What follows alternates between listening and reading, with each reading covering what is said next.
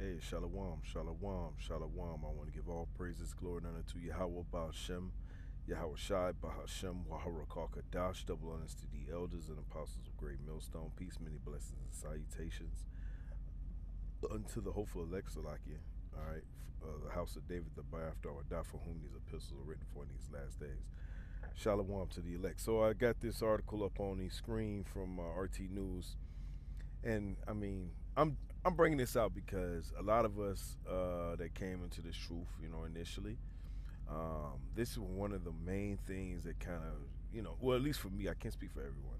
For me, this is one of the main things that I learned about that I was like, it infuriated me to no bounds, and it was hidden history that was never taught in school, and we just, and Esau just glosses over it. Now when it comes out, now they're quiet, they're mum, they have nothing to say, and when these long nose small hats, okay, you know who they are, the so-called whats. They cry about 1948 and their quote unquote atrocities, so they get aid, they get aid, they get military aid from America and these other countries, the UK and all these other countries, the Balfour Declaration. They get all these goodies, things of that nature to help them build up their nation.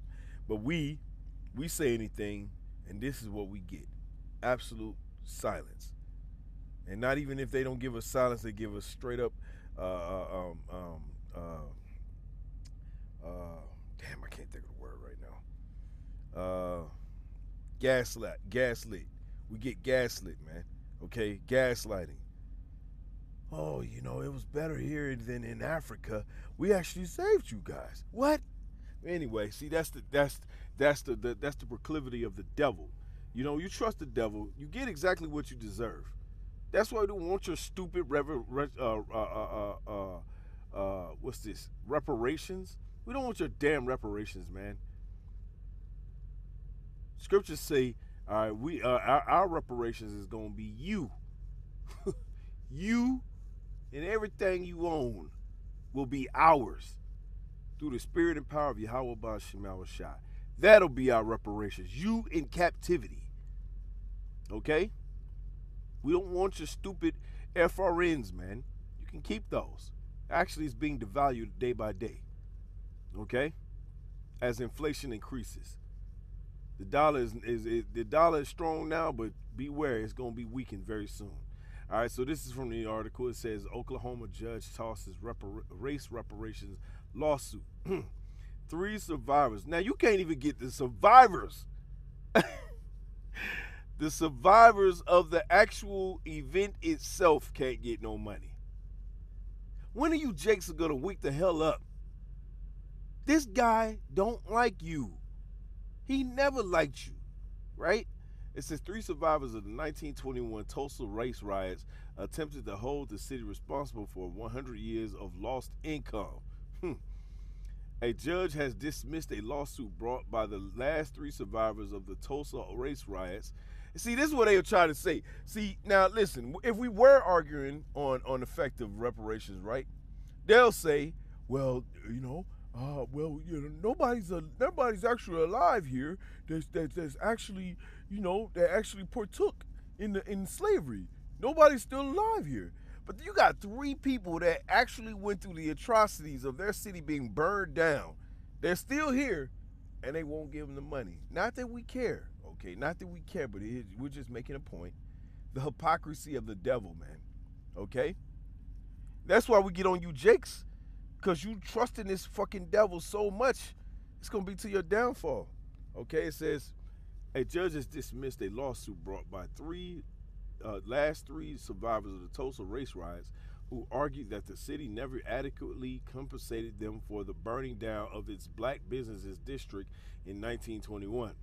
Judge Caroline Wall, well, of course, dismissed the suit with prejudice on Friday, meaning the plaintiffs cannot launch another legal attempt at gaining reparations. Wow. It says the three survivors ranging in age from 102 to 109 years old filed the lawsuit in 2020 at the height of the nationwide George Floyd protest. quickly gaining the attention of the media and the Democratic lawmakers. While the suit did not specify how much money they were seeking, it argued that all three deserve some measure of justice in their lifetime. Citing Oklahoma's public nuisance laws, the survivors' lawyers argued that the city authorities and insurance companies never paid out enough money to rebuild Tulsa's black business district following the 1921 riot, resulting in social and economic inequalities that persist to this day. Wall's order stated that the survivors had not identified a legally cognizable remedy, right? It says, and the issue of reparations was for politicians and not courts to decide. So all of a sudden now we're going to play bounce the ball. Anyway, it says the Tulsa race riots. Now, again, I don't care nothing about your stupid reparations. You are what I want. Hey, every Israelite was promised the entire world under Yahweh Shai Mashiach. That is our inheritance. You and your flesh and your devilish grin and your devilish, down to your devilish ass feet, you belong to the Israelites, you devil. That's what we want, okay? You can keep your stupid greenbacks. We want you, okay? You go into slavery. That's what we want, okay? Just so there's no misunderstanding here, okay? What do the Israelites want? We want your devilish ass in chains, okay? Behind bars, okay? Serving the Israelites for 1,000 years. That's what we want. So keep your stupid money. We don't want that. We want to see your society burned the fuck down through the spirit and power of Yahweh Baal Shemal Shai. Once it's burned the fuck down, then you are going to take your red ass, or now you ain't going to take it, you're going to get took into slavery. That's what we want. That's our reparations. So keep your dumb money. Anyway, it says, because then that's when they're going to offer it. Oh, please, you can take this. No, nope. I want your red ass in slavery, mother. Anyway, it says, the Tulsa race riot, alternatively referred to as the Tulsa Race Massacre, began when black teenagers was accused of that's why we call you so-called white women. Listen. Okay. Now, we give a hard time to the nigga woman because you got women out here like Meg Thee Stallion, Cardi B, Glorilla, Young Miami, and the list goes on and on. There are a bunch of embarrassments. There are a bunch of embarrassments to the so-called black race, so-called. They are embarrassing. They twerk every goddamn where. They prop their ass up like people want to see that shit, okay? And they call it freedom. Okay, so they're going to be destroyed. But you so-called white women, you are the ones that interrupted or integrated into the neighborhoods, and you prop that fucking mindset into these so-called black women's mind. Really, all the 12 tribes, really, but starting with the so-called Judite woman or the Judite woman. It was you during the 1950s and 60s that came with the women's suffrage movement. It was you, which was a CIA plot. Okay, that was you. Led by not Gloria Allred. Well, she was part of it too, okay? It was you, so-called white woman. Don't you think for 1 second we ain't saw your ass. We know what time it is with you, okay? That goddamn devil, Caroline, whatever her name is, that had the young Jake put to death in Mississippi in 1955, huh? You the devil too. And no amount of charm and talking your way out of it or sex or nothing is going to get you out of what's coming to you, devil. The man, woman, child of the Edomite society or Edomite race will go into slavery. Simple, okay? It says, following the teenager's arrest, doesn't. No, I'm continuing. It says, began when a black teenager was accused of sexually assault. SA, okay, SAing a white woman in an elevator. It always begins with that, don't it? If you notice, Tulsa, Oklahoma, okay, Rosewood, Florida, Auburn Avenue in Georgia. Nobody knows about that. How about the case in Lake Lanier? That was a black town before it became Lake Lanier. Anyway,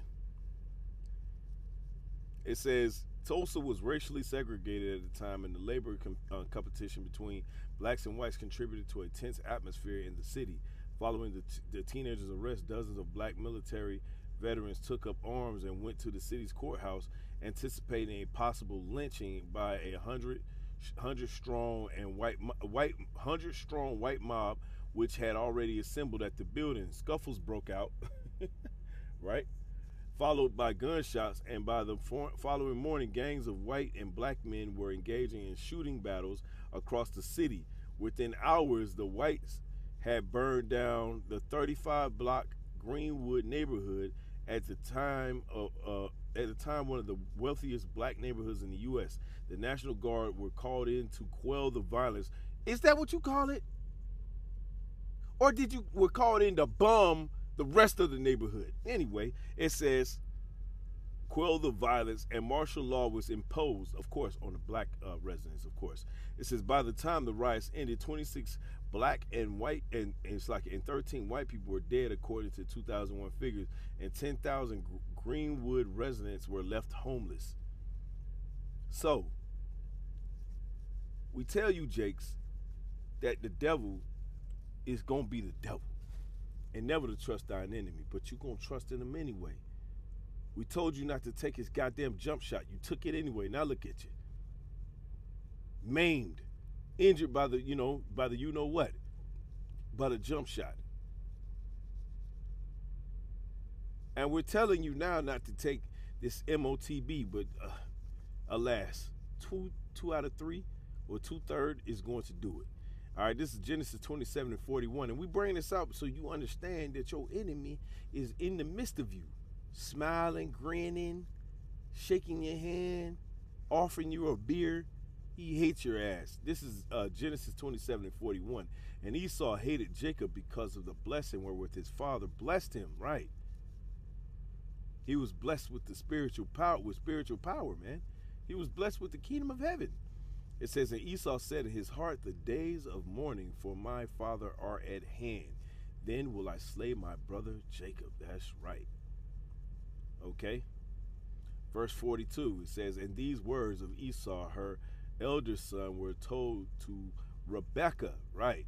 And she sent and called Jacob her younger son, and said unto him, behold, thy brother Esau, as touching thee, doth comfort himself, proposing to kill thee. Y'all think this changed? This ain't changed. This ain't changed. But what do our people do? They done forgot about it. They done forgot who their enemy is. They lay slumber, okay? They lay slumber, okay? And they think this is a joke. This is Isaiah 30:1. It says, woe to the rebellious children, saith the Lord Yahweh. Now, what happened to those people? They were just trying to protect themselves in their neighborhoods. But Esau called that a race riot. Anyway, it says, woe to the rebellious children, which is Israel, all right, saith the Lord Yahweh, that take counsel, but not of me, and that and that cover with a covering, but not of my spirit, that they may add sin to sin. So you're adding iniquity to yourself. We telling you that this is the devil, that he's gonna kill you. His purpose is to kill you. He never wanted you to be in any kind of position of power. And those that he allowed in the position of power is only for a reason. It's not because he wants to uplift Israel as a nation. No. It says, verse 2, it says, to walk to go down into Egypt, and have not asked at my mouth, which is the prophets, to strengthen themselves in the strength of Pharaoh and to trust in the shadow of Egypt, which the shadow of Egypt is death. The devil has not proposed anything that is supposed to be for your salvation. Okay? But alas, our people have not taken unto them words. This is Psalm 55:20. It says, "He have put forth his hands against such as be at peace with him," right? Okay, he says he have broken his covenant because he wants to kill you. Verse 21, it says, "The words of his mouth were smoother than butter, but war was in his heart. His words were softer than oil, yet they were drawn swords." That's right. So he's drawing a sword right as you shake his hand and you blink your eye and you turn your back, and that's when that knife come out. Esau wants to see you destroyed. He wants to see the entire nation of Israel destroyed. We tell our people over and over and over, this devil does not want you to be in power. He wants to take the entire world. If he can't rule the world, he wants the entire world to burn. He is a gigantic 9-year-old child who can't get their way. So now he has proposed to destroy the entire earth. But see, the Lord has put him in a trick bag.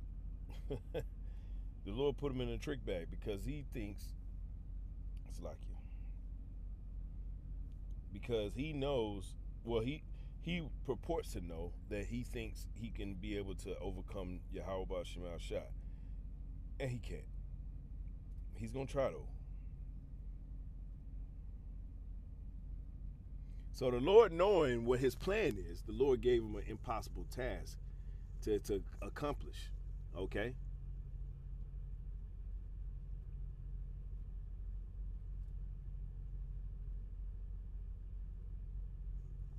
He gave him an impossible task, and he knows that Esau can't complete this task. But Esau, within his pride, thinks that he can accomplish this task. You want to now you can understand why he's trying to search out the stars. He's trying to go to the bottom of the ocean, and he's getting crushed down there. This is Jeremiah 31:31. It says, "Behold, the days come, saith the Lord Yahweh, that I will make a new covenant with the house of Israel and with the house of Judah, northern and southern kingdom." We're coming into that time, okay? But we're in our grace period right now. Verse 32, it says, "Not according to the covenant that I made with their fathers in the day that I took them by the hand to bring them out of the land of Egypt," which he's going to do again, "which my covenant they break, although I was a husband unto them, saith the Lord Yahweh." That's right. So we broke that covenant, and that's why we're in the situation that we're in right now, where the devil's on our ass everywhere we go. We can't go anywhere. He's always there lurking. Okay? It says, but this shall be the covenant that I will make with the house of Israel. In those days, saith the Lord Yahweh, I will put my law in their inward parts and write it in their hearts, and will be their power, and they shall be my people. And that's what Esau's jealous of. He's jealous of the birthright. That's what comes with the birthright. All right, the Lord's going to write his spirit within us where we'll never go off again. We'll be complete righteousness. We'll be perfect beings. That's what Esau hates. He hates us. He hates righteousness. That's why the scripture says, therefore he despised his birthright. He despises righteousness. Okay? It says, and they shall teach no more every man his neighbor and every man his brother, saying, know the Lord Yahweh. We ain't going to never have to do that again. We're going to never have to tell you that you're an Israelite. It'll be just known. Okay? For they shall all know me, from the least of them to the greatest of them, saith the Lord Yahweh, for I will forgive them, for I will forgive their iniquity. Okay, because this second exodus out of Egypt, which is America, all right, the Lord's going to forgive us and write unto us a righteous spirit forever. All right, it says, and I will remember their sin no more. And that is a promise from the Heavenly Father. But what is Esau trying to do? He's trying to cut us off from the blessing, right? Verse 35. So the Lord understood this, okay, from the beginning. So he gave Esau an impossible task that's never going to happen, but Esau, in his pride, is going to try to accomplish it. Okay, it says, thus saith the Lord Yahweh, which giveth the sun for a light by day, right? So the sun's out right now, right? And the ordinances and of the moon, of the stars, of the stars for a light by night, which divideth the sea when the waves thereof roar. The Lord Yahweh of hosts is his name. That's right. And here's the point. Here's what he gave unto Esau, knowing what Esau purposed in his mind to do to Jacob, right? It says, verse 36, if those ordinances depart from me, saith the Lord Yahweh, if the sun and the moon depart from the heavenly Father, what does the Lord say? Saith the Lord Yahweh, then the seed of Israel also shall cease from being a nation before me forever. Esau heard this challenge and said, accept it. That's what he wants. He wants to see Israel departed forever. That's why you want to know why he sets up liquor stores right next door to a damn church, right next door to a church's chicken. He wants to destroy you. That's why he's pumping barium oxide in the sky over your neighborhoods. Oh, hell, over the entire city, because he don't care nothing about his own people. Okay? It says, verse 37, it says, thus saith the Lord Yahweh, if heaven and above can be measured, and the foundations of the earth searched out beneath, which is the ocean, it says, I will also cast off all the seed of Israel for all that they have done, saith the Lord Yahweh. So he said his son to Esau. Esau noted it, said, I'm going to do it. So that's why he's got an international space station, but he can't go past the Van Allen belt. That's why he's got divers suits and things of that nature that he steals from other animals by dissecting them, taking them out of the ocean, dissecting them, figuring out how to dive deeper, okay? But he tries to take he says trips to the Titanic, but we know better than that. So he's trying to search out the sea floor, the ocean floor, but he can't. He can't search the ocean. He's only, they say 10%, but really I believe it's only 3%. I don't think he's only. I think he's only searched about 3% of the ocean, man. And I think he knows that. That's why he's gonna just try to kill everybody. Because he's the devil. I will also cast off the seed of Israel for all that they have done, saith the Lord Yahweh. Behold, the day is come, saith the Lord Yahweh, that the city shall be built to the Lord Yahweh from the tower of Hananeel unto the gate of the corner, and the measuring line shall yet go forth over against it upon the hill of Gareb, okay, and shall compass about the Goath, and the whole valley of the dead bodies and of the ashes, and all the fields unto the brook of Kidron, okay, unto the corner of the horse gate towards the east, shall be holy unto the Most High Yahweh. It shall not be plucked up nor thrown down anymore forever. See, Esau didn't read past that part. He didn't get past the part where if you can search out the ordinances, then guess what? I'll let you do it. I'll take Israel out myself. But that's not gonna happen. Esau was not able to do it. Esau is not able to do it. Esau is not gonna be able to do it. That's why we go hard body on you Israelites that have consented onto his ways, because the Lord set up something impossible for him to do, which he can't do. But yet, if you give in to his advances, guess what? You are out there on your own. You're not following that. You don't have that covering anymore. Okay? You have forsake your covering, which is Yahweh. Okay, Yahweh Ba'Shem Al-Shai, you will forsake your covering, therefore you are out there. Therefore the devil is going to get you. And that's what he's looking to do. Okay? 1 Peter 5:8, it says, be sober, be vigilant, because your adversary, the devil, as a roaring lion, walketh about seeking whom he may devour. I mean, listen, in the Tulsa, Oklahoma riots, okay, that's just one thing. There was many riots. There was many times that Esau went through our neighborhoods, destroying our crops, destroying our people, killing off the young, All right, lynching, murdering. These are things that Esau is known for, but he's trying to hide it and call it CRT. But anyway, John 10:10, it says, the thief cometh not but for to steal and to kill and to destroy. I am come that they might have life, right? Which is Yahushua, red letter, and that they might have it more abundantly. That's right. So if you don't choose Esau his ways, then guess what? The Lord could bring you abundantly life. You could be provided with abundant life if you're of the elect. So I didn't mean to make this lesson too long. I wanted to just go into it real quick. Just reminding Jake that, listen, bro, this is your enemy. He hates you. Okay? He hates you. He never liked you, and he wants to see you destroyed. So with that, I want to give all praises, glory, and honor to Yahweh Shema Shai, Ba Hashem, Harakal Kadash, Shalom to the elect.